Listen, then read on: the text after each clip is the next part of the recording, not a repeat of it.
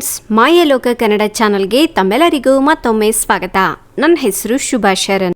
Friends, ಇವತ್ತು ನಾವು ಈ ವಿಡಿಯೋದಲ್ಲಿ ನಿಮ್ಮ ಸೊಂಟ ನೋವು, ಮೊಣಕಾಲು ನೋವು, ಕೀಲು ನೋವುಗಳು, ಬೆನ್ನು ನೋವು, ಈ ರೀತಿ ಶರೀರದಲ್ಲಿರುವಂತಹ ಮೂಳೆಗಳಿಗೆ ಸಂಬಂಧಿಸಿರುವ ಎಲ್ಲ ವಿಧವಾದಂಥ ನೋವುಗಳನ್ನು ಕಡಿಮೆ ಮಾಡುವ ಒಂದು ಒಳ್ಳೆ ಆಯುರ್ವೇದಿಕ್ ರೆಮಿಡಿ ಬಗ್ಗೆ ಇವತ್ತು ಈ ವಿಡಿಯೋದಲ್ಲಿ ತಿಳ್ಕೊಳ್ಳೋಣ. ಮುಖ್ಯವಾಗಿ ಇವತ್ತು ಹೇಳುವಂಥ ಈ ರೆಮಿಡಿಯನ್ನ ನಾನು ಹೇಳಿದ ರೀತಿಯಾಗಿ ಉಪಯೋಗಿಸ್ಕೊಂಡ್ರೆ ಸಾಕು. ನಿಮ್ಮ ಶರೀರದಲ್ಲಿರುವಂತಹ ಎಲ್ಲ ನೋವುಗಳು ಹಾಗೆ ಊತವನ್ನು ಸಹ ಕಡಿಮೆ ಮಾಡಿಕೊಳ್ಳಬಹುದು. ಮತ್ತೆ ಈ ರೆಮಿಡಿನ ಯಾವ ರೀತಿಯಾಗಿ ತಯಾರಿಸ್ಕೋಬೇಕು ಎಂದು ವಿಡಿಯೋ ಪೂರ್ತಿಯಾಗಿ ನೋಡೋದಕ್ಕಿಂತ ಮೊದಲು ನೀವು ಕೂಡ ಈ ರೀತಿಯಾದಂಥ ಹೆಲ್ತ್ ಟಿಪ್ಗೋಸ್ಕರ ವೆಯ್ಟ್ ಮಾಡ್ತಾ ಇದ್ರಾ, ಪ್ಲೀಸ್ ಒಂದು ಲೈಕ್ನ ಕೊಡಿ. ನೀವು ಇದುವರೆಗೂ ನಮ್ಮ ಚಾನಲ್ನ ಸಬ್ಸ್ಕ್ರೈಬ್ ಮಾಡಿಲ್ಲ ಅಂದರೆ ಸಬ್ಸ್ಕ್ರೈಬ್ ಮಾಡಿ, ಹಾಗೆ ಪಕ್ಕದಲ್ಲಿ ಕಾಣುವಂಥ ಬೆಲ್ ಐಕಾನನ್ನು ಕೂಡ ಕ್ಲಿಕ್ ಮಾಡಿ. ಫ್ರೆಂಡ್ಸ್, ನೀವು ಒಂದು ಲೈಕ್ ಕೊಡೋದ್ರಿಂದ ನಾವು ಇನ್ನೂ ಇದೇ ರೀತಿ ಒಳ್ಳೆ ಇನ್ಫಾರ್ಮೇಟಿವ್ ವಿಡಿಯೋಗಳನ್ನ ಮಾಡಲಿಕ್ಕೆ ಪ್ರೋತ್ಸಾಹ ನೀಡಿದವರಾಗ್ತೀರಾ. ಈಗ ಒಂದು ಸಣ್ಣ ಪಾತ್ರೆ ಅಥವಾ ಈ ರೀತಿ ಒಗ್ಗರಣೆ ಹಾಕೋ ಸೌಟನ್ನು ತಗೊಳ್ಳಿ. ಇದರಲ್ಲಿ 3 ಟೀ ಸ್ಪೂನ್ನಷ್ಟು ಸಾಸಿವೆ ಎಣ್ಣೆನ ಹಾಕ್ಕೋಬೇಕು. ಇದಕ್ಕೆ ಸಾಸಿವೆ ಎಣ್ಣೆನ ಉಪಯೋಗಿಸ್ಬೇಕು. ನೆಕ್ಸ್ಟು ಒಂದು 3 ಬೆಳ್ಳುಳ್ಳಿನ ನೋಡಿ, ಈ ಸೈಜಿಂದ ಆಯಿತು ಅಂದರೆ ಒಂದು 3 ತಗೊಳ್ಳಿ, ಅಥವಾ ಒಂದು 4 ತಗೊಳ್ಳಿ ಸಣ್ಣದಿತ್ತು ಅಂದರೆ. ಈ ಸಿಪ್ಪೆ ತೆಗೆದುಬಿಟ್ಟು ಇದನ್ನು ಸ್ವಲ್ಪ ಲೈಟಾಗಿ ಜಜ್ಕೋಬೇಕು. ನಿಮ್ಮ ಹತ್ರ ಕುಟ್ಟೋ ಕಲ್ಲಿತ್ತು ಅಂದರೆ ಅದರಲ್ಲಾದರೂ ಜಜ್ಬೋದು, ಅಥವಾ ಈ ರೀತಿ ಲೋಟದಿಂದ ಲೈಟಾಗಿ ಕ್ರಷ್ ಮಾಡಿಬಿಟ್ಟು, ಪೂರ್ತಿ ಮೆತ್ತಗೆ ಬೇಡ, ಲೈಟಾಗಿ ಈ ರೀತಿ 1-2 ಹೋಳಾಗೋ ರೀತಿ ಜಜ್ಕೊಂಡ್ರೆ ಸಾಕು. ಇವಾಗ ಈ ಎಣ್ಣೆಯಲ್ಲಿ ಒಂದು ಅರ್ಧ ಟೀ ಸ್ಪೂನ್ನಷ್ಟು ಓಮಿನ ಕಾಳನ್ನ ಹಾಕ್ಕೊಳ್ಳಿ. ಆನಂತರ ಇನ್ನು ಲಾಸ್ಟಿಗೆ ಈ ಜಜ್ಜಿರೋ ಅಂಥ ಬೆಳ್ಳುಳ್ಳಿನ ಹಾಕ್ಕೋಬೇಕು. ಹಾಗೆ ಫ್ರೆಂಡ್ಸ್, ಈ ಎಣ್ಣೆನ ಪ್ರತಿಯೊಬ್ಬರು ಕೂಡ ಯೂಸ್ ಮಾಡ್ಬೋದು. ಹಾಗೆ ಕೆಲವರು ನನಗೆ ಕೇಳಿದರು, ಮೇಡಮ್ ನಾವು ಲಾರಿ ಎಲ್ಲ ಓಡಿಸ್ತೀವಿ, ಕಾಲು ತುಂಬ ನೋವು ಅನಿಸುತ್ತೆ ಅಂತ. ಸೊ ಅಂಥವರು ಇದು ಯೂಸ್ ಮಾಡ್ಬೋದು, ಒಳ್ಳೆ ರಿಸಲ್ಟ್ ಕೊಡುತ್ತೆ. ಈಗ ಸ್ಟವ್ನ ಆನ್ ಮಾಡಿಬಿಟ್ಟು ಇದನ್ನು ಸ್ವಲ್ಪ ಬಿಸಿ ಮಾಡ್ಕೊಳ್ಳಿ. ಅಂದರೆ ಈ ಬೆಳ್ಳುಳ್ಳಿ ಸ್ವಲ್ಪ ಕೆಂಪಗಾಗೋವರೆಗೂ ಇದನ್ನು ಬಿಸಿ ಮಾಡಿಕೊಂಡ್ರೆ ಸಾಕು. ಇದನ್ನು ಒಂದು 5-7 ನಿಮಿಷನಾದರೂ ಕುದಿಸ್ಕೋಬೇಕು. ಫ್ರೆಂಡ್ಸ್, ನಿಮಗೆ ಇನ್ನೂ ನೋವು ಜಾಸ್ತಿ ಇತ್ತು ಅಂದರೆ ಒಂದು ಅರ್ಧ ಇಂಚಿನಷ್ಟು ಹಸಿ ಶುಂಠಿನ ಸಣ್ಣದಾಗಿ ಕಟ್ ಮಾಡಿಬಿಟ್ಟು ಹಾಕಿ, ಒಂದು 10-12 ಕಾಳು ಮೆಣಸನ್ನು ಕೂಡ ಹಾಕಿ ಕುದಿಸ್ಕೋಬೇಕು ಈ ಎಣ್ಣೆನ.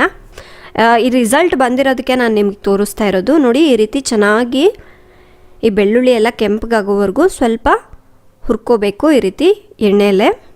ನೋಡಿ, ಇಷ್ಟಾದರೆ ಸಾಕು. ಈಗ ಸ್ಟವ್ನ ಆಫ್ ಮಾಡ್ಕೊಂಬಿಡಿ. ಇದನ್ನು ಚೆನ್ನಾಗಿ ತಣ್ಣಗಾಗ್ಲಿಕ್ಕೆ ಬಿಡಿ. ಫ್ರೆಂಡ್ಸ್, ಇದು ಚೆನ್ನಾಗಿ ತಣ್ಣಗಾದ್ಮೇಲೆ ಒಂದು ಏರ್ ಟೈಟ್ ಕಂಟೈನರ್ನಲ್ಲಿ ಸೋಸ್ಕೊಂಡು ಹಾಕ್ಕೋಬೋದು. ಸೊ ನಾನು ನಿಮಗೆ ತೋರಿಸ್ಲಿಕ್ಕೆ ಅಂತ ಹೇಳಿ ಸ್ವಲ್ಪ ಕ್ವಾಂಟಿಟಿಯಲ್ಲಿ ತೋರಿಸ್ತಾ ಇದ್ದೀನಿ.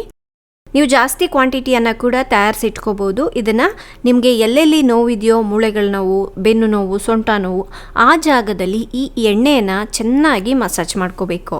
ಈ ಎಣ್ಣೆಯನ್ನು ನೀವು 1 ತಿಂಗಳವರೆಗೂ ಒಂದು ಡಬ್ಬಿಯಲ್ಲಿ ಸ್ಟೋರ್ ಮಾಡಿ ಇಟ್ಕೊಂಡ್ರೂ ಏನೂ ಆಗೋದಿಲ್ಲ. ಈ ಎಣ್ಣೆಯನ್ನು ನಿಮಗೆ ಯಾವ ಜಾಗದಲ್ಲಿ ನೋವು ಜಾಸ್ತಿ ಆಗಿದೆಯೋ ಆ ಜಾಗದಲ್ಲಿ ಚೆನ್ನಾಗಿ ಒಂದು 15 ನಿಮಿಷನಾದರೂ ಮಸಾಜ್ ಮಾಡ್ಕೋಬೇಕು. ಸೊ ಆವಾಗ ನಿಮಗೆ ತಕ್ಷಣಕ್ಕೆ ರಿಲೀಫ್ ಕೊಡುತ್ತೆ. ಫ್ರೆಂಡ್ಸ್, ಮುಖ್ಯವಾಗಿ ನೀವು ಈ ಎಣ್ಣೆನ ಬಳಸೋದ್ರಿಂದ ನಿಮ್ಮ ಮೂಳೆಗಳ ನೋವು, ಸೊಂಟ ನೋವು, ಬೆನ್ನು ನೋವು ಕಡಿಮೆ ಆಗುವುದರ ಜೊತೆಗೆ ಆ ಜಾಗದಲ್ಲಿ ರಕ್ತ ಸಂಚಾರ ಚೆನ್ನಾಗಿ ಆಗುವಂತೆ ಮಾಡುತ್ತೆ. ಇದರಿಂದಾಗಿ ಆ ಜಾಗದಲ್ಲಿ ನೋವು ಅನ್ನೋದು ಆಟೋಮೆಟಿಕ್ ಆಗಿ ಕಡಿಮೆ ಆಗಿಬಿಡುತ್ತೆ. ಏಕೆಂದರೆ ನಮ್ಮ ಶರೀರದಲ್ಲಿ ರಕ್ತ ಸಂಚಾರಕ್ಕೆ ಒತ್ತಡ ಆಗುವುದರಿಂದ ನಮ್ಮ ನರಗಳಲ್ಲಿ ಎಷ್ಟೋ ವಿಧವಾಗಿ ಅಡ್ಡಿಗಳನ್ನು ಉಂಟು ಮಾಡುತ್ತೆ. ಇದರಿಂದ ಮುಖ್ಯವಾಗಿ ನರಗಳ ಬಲಹೀನತೆ, ನೋವುಗಳು ಮತ್ತು ಊತ ಕೂಡ ಕಂಡುಬರುತ್ತೆ. ಅದಕ್ಕಾಗಿ ಈ ಮಿಶ್ರಣವನ್ನು ಪ್ರತಿ ದಿವಸ ಕನಿಷ್ಠ ಅಂದರೂ 3 ಸಲ, ಬೆಳಗ್ಗೆ, ಮಧ್ಯಾಹ್ನ ಮತ್ತು ರಾತ್ರಿ 1 ಸಲ, ಈ ರೀತಿಯಾಗಿ ದಿನಕ್ಕೆ 3 ಬಾರಿ ಹಚ್ಕೊಂಡ್ರೆ ಸಾಕಾಗತ್ತೆ. ನೀವು ಈ ಎಣ್ಣೆನ ಹಚ್ಚಿದ ತಕ್ಷಣ ನಿಮಗೆ ನೋವು ಕಡಿಮೆ ಆಯಿತು ಅಂದರೆ ಮತ್ತೆ ಹಚ್ಚಬೇಕಾದ ಅವಶ್ಯಕತೆ ಇರೋದಿಲ್ಲ. ಫ್ರೆಂಡ್ಸ್, ಇದನ್ನು ಎಲ್ಲ ವಯಸ್ಸಿನವರು ಸಹ ಟ್ರೈ ಮಾಡ್ಬೋದು. ನೀವು ಕೂಡ ಒಂದ್ಸಲ ಟ್ರೈ ಮಾಡಿ ನೋಡಿ, ಖಂಡಿತವಾಗ್ಲೂ ರಿಸಲ್ಟ್ನ ನೀವು ತಕ್ಷಣಕ್ಕೆ ನೋಡ್ತೀರಾ. ಸೊ ನೋಡಿದ್ರಲ್ವಾ ಫ್ರೆಂಡ್ಸ್, ಇವತ್ತಿನ ಹೆಲ್ತ್ ಟಿಪ್ ತಮ್ಮೆಲ್ಲರಿಗೂ ತುಂಬ ಇಷ್ಟ ಆಗಿದೆ, ಯೂಸ್ಫುಲ್ ಆಗಿದೆ ಅನ್ಕೋತಾ ಇದ್ದೀನಿ. ಇಷ್ಟ ಆಗಿದೆ ಪ್ಲೀಸ್ ಒಂದು ಲೈಕ್ ಕೊಡೋದನ್ನ ಮರಿಬೇಡಿ. ನಿಮ್ಮ ಫ್ರೆಂಡ್ಸ್ಗೆ, ಫ್ಯಾಮಿಲಿ ಮೆಂಬರ್ಸ್ಗೂ ಸಹ ಈ ವಿಡಿಯೋನ ಶೇರ್ ಮಾಡಿ.